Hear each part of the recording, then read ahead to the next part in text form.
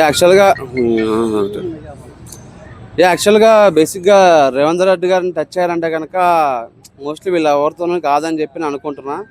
ఎందుకంటే రేవంత్ రెడ్డి గారు ఒక 10,000 హై వోల్టేజ్ ఉన్న ట్రాన్స్ఫర్ లాంటి మనిషి. సో ఆయన టచ్ చేయాలంటే చాలా కష్టము. ఎందుకంటే ఆయన ఒక హనుమంతుల్లాగే మొత్తం లంకనంతా తగలబెట్టేసినట్టు లాస్ట్ టైం అన్ని పార్టీలని ఢీకొట్టి ఈ స్టేజ్ రావడం జరిగింది.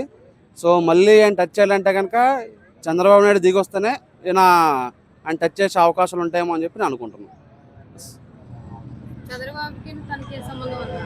చంద్రబాబు నాయుడుకి ఆయనకి ఏం సంబంధం అని చెప్పట్లేదు నేను. చంద్రబాబు నాయుడు అనేటి ఆయన ఒక వశీకర్ లాగా, ఈయన ఒక చిట్టి లాగా. సో ఒక రేవంత్ రెడ్డి గారిని టచ్ చేయాలంటే బాబు గారితోనే అవుతుందని చెప్పి అనుకుంటున్నాను నేనైతే.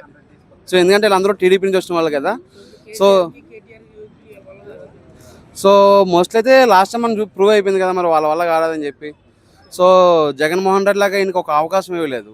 సో ఈయననే ఒక అవకాశం క్రియేట్ చేసుకున్నాడు అని చెప్పి నేను అనుకుంటున్నాను. రేవంత్ రెడ్డి గారు వచ్చింది సింగిల్గానే కదా. రేవంత్ రెడ్డి వచ్చింది సింగిల్గానే కదా. ఆ పార్టీలో ఎవరు మాట్లాడకపోయినా సరే ఆయన ఒక్క మాటతోనే పార్టీని ఫామ్ చేసాడంటే is not a normal man. Chandrababu Naidu garu visit లాగా వస్తున్నారు ఇంతవరకు హైదరాబాద్ శనివారం ఆదివారం. మీరు పర్మనెంట్ గా రావాలనుకుంటున్నారా ఏంటి? నేను పర్మనెంట్ గా రావాలని చెప్పిన అనట్లేదు. ఆహా నేను